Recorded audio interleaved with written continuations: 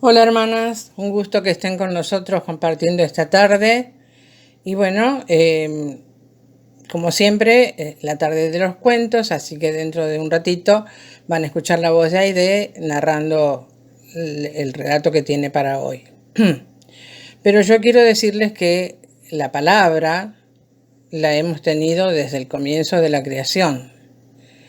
Entonces en Hebreos 1:1 Pablo dice: en tiempos antiguos Dios habló a nuestros antepasados muchas veces y de muchas maneras por medio de profetas.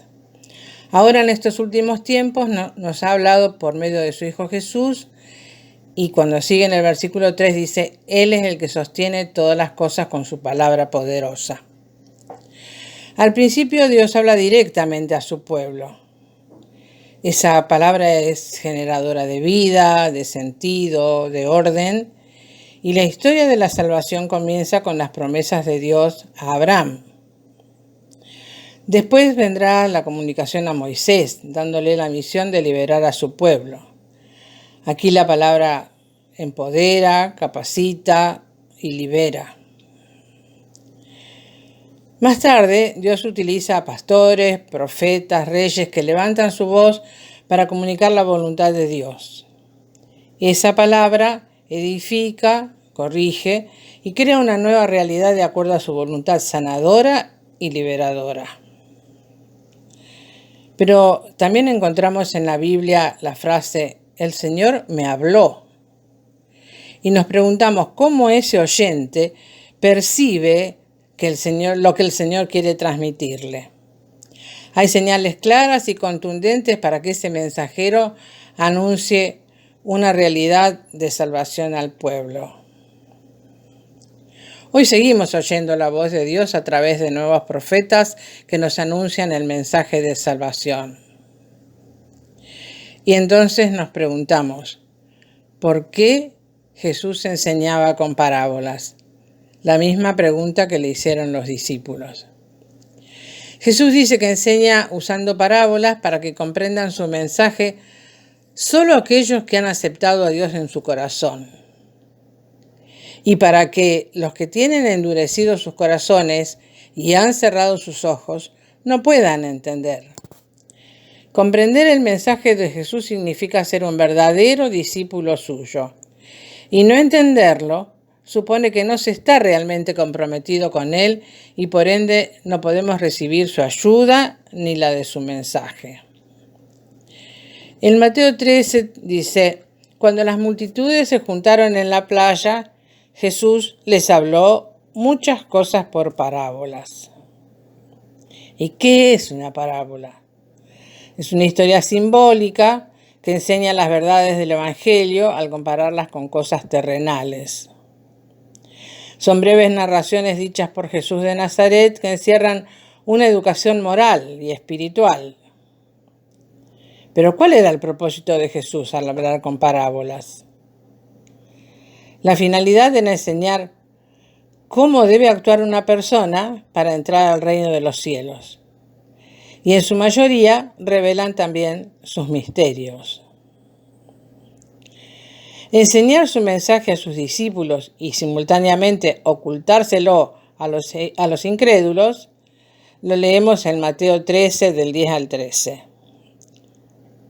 Los discípulos se acercaron a Jesús y le preguntaron por qué hablaba la gente por medio de parábolas. Y Jesús les contesta: a ustedes Dios les da a conocer los secretos de su reino, pero a ellos no.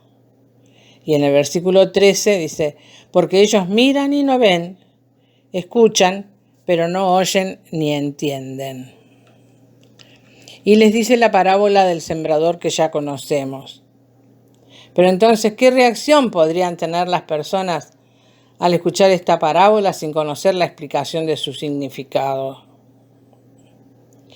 Probablemente algunas personas se frustrarían por no comprenderla. Otros tal vez la entienden, pero pueden pensar que no se aplica a ellas.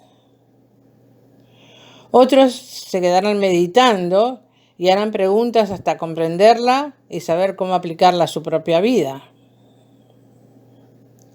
La razón precisa es porque la multitud no recibió una explicación de sus parábolas, fue la incredulidad. ¿Qué nos queda a nosotros entonces? Debemos tener fe y confianza en las palabras de Jesús. Cuando estudiamos las parábolas del Señor con el deseo sincero de comprenderlas, vemos cómo se aplican a nuestros días. Hasta acá nuestra reflexión de hoy. Sigamos con el cuento que Aide preparó para hoy. Buenas tardes, hermanas. Hoy leeré El cuentista de Saki, seudónimo de Héctor Hugo Munro, autor británico que nació en 1870 y murió en 1916. Era una tarde calurosa y el interior del vagón estaba sofocante. Los ocupantes del compartimento eran 2 niñas y un niño pequeño. Una tía que pertenecía a los niños ocupaba uno de los asientos de la punta. El asiento de la otra punta estaba ocupado por un hombre soltero que no formaba parte del grupo.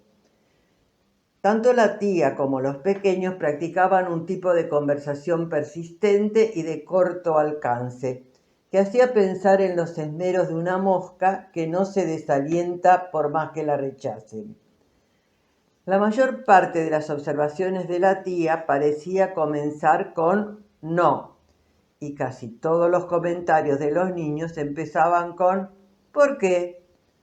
No, Cyril, no, exclamó la tía cuando el niño pequeño empezó a azotar los almohadones del asiento. Vení a mirar por la ventanilla, agregó. El niño se acercó a la ventanilla de mala gana. ¿Por qué están sacando a esas ovejas de ese campo?, preguntó.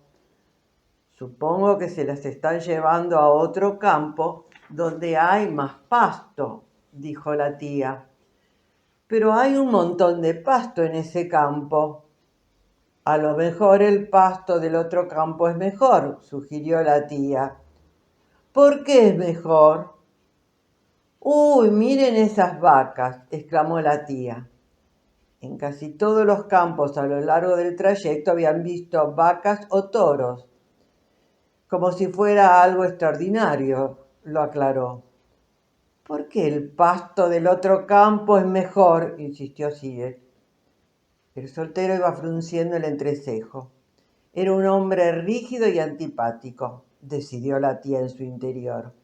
Ella, por su parte, fue totalmente incapaz de llegar a ninguna decisión satisfactoria sobre el pasto del otro campo. La niña más pequeña encontró un entretenimiento que consistía en recitar En el camino a Mandalay. Solo sabía el primer verso y lo repetía una y otra vez. Vengan acá que les cuento un cuento, dijo la tía, cuando el soltero ya la había mirado a ella 2 veces y una al timbre de emergencia. Los niños se dirigieron apáticos hacia el rincón del compartimento donde estaba la tía. Evidentemente, su reputación de narradora de cuentos no ocupaba un lugar muy alto en el ranking de los niños. En un tono de voz bajo y confidencial, interrumpida a cada rato por las preguntas malhumoradas de sus oyentes, empezó la historia poco original de una niña pequeña que era buena y que como era buena era amiga de todos y que fue finalmente salvada del ataque de un toro furioso por unos salvadores que admiraban la bondad de su carácter. ¿No la hubieran salvado si no hubiera sido buena?, preguntó la mayor de las niñas. Era exactamente la pregunta que el soltero había querido hacer. Bueno, sí, tuvo que admitir la tía, pero no creo que hubieran corrido tan rápido para ayudarla si ella no les hubiera agradado tanto. Es la historia más estúpida que escuché en mi vida, dijo la mayor de las niñas. Era tan estúpida que yo no escuché más que la primera parte, dijo Cyril. Usted no parece tener mucho éxito como narradora de cuentos, dijo de repente el hombre soltero desde su rincón. La tía se puso inmediatamente a la defensiva ante ese ataque inesperado. Es algo muy difícil contar cuentos que los niños puedan entender y valorar a la vez, dijo muy ceremoniosa. No estoy de acuerdo con usted, dijo el soltero. Tal vez quiera contarles un cuento usted, fue la réplica de la tía.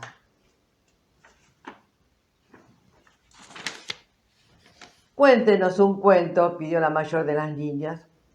Había una vez, comenzó el soltero, una niña pequeña llamada Berta que era extraordinariamente buena. El interés que se había suscitado momentáneamente en los niños empezó enseguida a decaer. Todos los cuentos eran espantosamente parecidos, los contara quien los contara. Hacía todo lo que le ordenaban, decía siempre la verdad, no se ensuciaba la ropa, comía simples budines como si fueran tortas con dulce de leche, aprendía perfectamente sus lecciones y era educada en sus modales. ¿Era linda?, preguntó la mayor de las niñas. No tan linda como ninguna de ustedes dos, dijo el soltero, pero era horriblemente buena. Hubo una reacción favorable hacia el cuento. La palabra horrible, asociada a la bondad, era toda una novedad. Parecía introducir un viso de verdad que estaba ausente en los cuentos infantiles de la tía. Era tan buena, continuó el soltero, que ganó varias medallas por bondad y las llevaba siempre prendidas en su vestido. Tenía una medalla por obediencia, otra por puntualidad y una tercera por buena conducta. Eran grandes medallas de metal y tintineaban unas contra otras cuando caminaba. Horriblemente buena, recordó Cyril. Todos hablaban de su bondad y el príncipe de la comarca escuchó sobre ella y dijo que como era tan buena, se le permitiría una vez a la semana pasear por su parque, que estaba justo en las afueras de la ciudad. Y no se permitía a ningún niño entrar en él, de modo que era un gran honor para Berta que le permitieran ir allí. ¿Había ovejas en el parque?, inquirió Cyril. No, dijo el soltero, no había ovejas. ¿Por qué no había ovejas?, fue la inevitable pregunta. No había ovejas en el parque porque la madre del príncipe había soñado una vez que su hijo iba a morir o ser asesinado por una oveja o porque se le cayera encima un reloj de pie. Por eso el príncipe nunca tuvo ovejas en su parque ni relojes en su palacio. La tía reprimió un gesto de admiración. ¿Al príncipe lo mató una oveja o se le cayó encima un reloj?, preguntó Cyril. Todavía vive, así que no podemos saber si el sueño se cumplió, dijo el hombre soltero. De todas maneras, no había ovejas en el parque, pero había muchísimos cerditos que corrían por todos lados. ¿De qué color eran? Negros con las caras blancas, blancos con lunares negros, todos negros, grises, con manchas blancas y algunos todos blancos. El narrador de cuentos hizo una pausa para permitir que penetrara en la imaginación de los niños una idea cabal de los tesoros del parque. Después continuó. Berta se apenó bastante cuando descubrió que no había flores en el parque. ¿Por qué no había flores? Porque los cerdos se las habían comido, dijo el soltero. Los jardineros le habían dicho al príncipe que no se podía tener a la vez cerdos y flores. Entonces él decidió tener cerdos y no flores. Hubo un murmullo de aprobación provocado por la excelente decisión del príncipe. Tanta gente hubiera decidido de modo contrario. Había muchas otras cosas encantadoras en el parque. Estanques con peces dorados, azules y verdes, y árboles con hermosos papagayos que decían frases inteligentes en todo momento, y colibríes. Berta iba de un lado para otro y se divertía inmensamente y pensó para sí: si yo no fuera tan extraordinariamente buena, no me hubieran permitido venir a este hermoso parque y disfrutar todas las cosas admirables que hay aquí. Y sus 3 medallas tintineaban una contra otras mientras caminaba y le ayudaban a recordar cuán superbuena era realmente. Justo en ese momento, un lobo enorme entró merodeando en el parque para ver si podía atrapar a un cerdo gordito para su cena. ¿De qué color era?, preguntaron los niños. Del color del barro, con la lengua negra y pálidos ojos grises que centelleaban con indecible ferocidad. Lo primero que vio en el parque fue a Berta.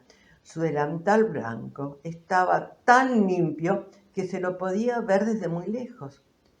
Berta vio al lobo que avanzaba sigilosamente hacia ella y empezó a desear que nunca le hubieran permitido entrar a ese parque. Corrió tan rápido como pudo y el lobo fue tras ella a pasos agigantados. Berta se las arregló para llegar hasta un matorral de arbustos de rayanes y se escondió detrás de uno de los más tupidos. El lobo comenzó a humear entre las ramas, con la negra lengua colgando fuera de su boca y los pálidos ojos grises lanzando miradas feroces. Berta estaba terriblemente asustada y pensó para sí: si no hubiera sido tan extraordinariamente buena, en este momento estaría a salvo en la ciudad. Berta temblaba sobremanera por tener al lobo merodeando y husmeando tan cerca, y al temblar, la medalla de obediencia tintineó contra las medallas de puntualidad y buena conducta. El lobo justo se estaba alejando cuando oyó el sonido que hacían las medallas y se paró a escuchar. Tintinearon otra vez en un arbusto bastante cerca de él. Se lanzó de un salto dentro del matorral, los pálidos ojos grises brillando feroces y triunfantes, y arrastró a Berta hacia afuera y la devoró hasta el último bocado. Todo lo que quedó de ella fueron sus zapatos, trocitos de ropa y las 3 medallas por bondad. ¿Murió alguno de los cerditos? No, todos se escaparon. El cuento empezó mal, dijo la más pequeña de las niñas, pero tuvo un hermoso final. Es el cuento más hermoso que escuché en mi vida, dijo la mayor de las niñas. Es el único cuento hermoso que escuché en mi vida, dijo Cyril. Hubo una opinión disidente por parte de la tía. Un cuento absolutamente inadecuado para mentes tan jóvenes. Usted ha socavado los resultados de años de una esmerada educación. Sea como fuere, dijo el hombre soltero, juntando sus pertenencias para abandonar el vagón, los mantuve tranquilos durante 10 minutos, que es más de lo que usted fue capaz de hacer. Pobre mujer, pensó para sí cuando bajó en el andén de la estación. Durante los próximos 6 meses, por lo menos, esos niños van a acosarla en público pidiéndole que les cuente un cuento inadecuado. Acaban de escuchar un cuento que tiene por protagonistas a niños, pero no es un cuento para niños. Lo que se propuso Saki es dar su visión de la literatura. Para ello, contrapone al personaje de la tía que narra cuentos tradicionales y aburridos con el hombre que prefiere entusiasmar al lector u oyente para que no sea pasivo y participe activamente del relato. El cuento empezó mal, pero tuvo un final hermoso, dice una de las niñas. No es apología de la violencia lo que expresa esta frase, sino el asombro de oír algo distinto, un final sorprendente. Saki defiende la imaginación, rechaza el uso moralista de la literatura y critica la cultura hipócrita de la época victoriana que le tocó vivir.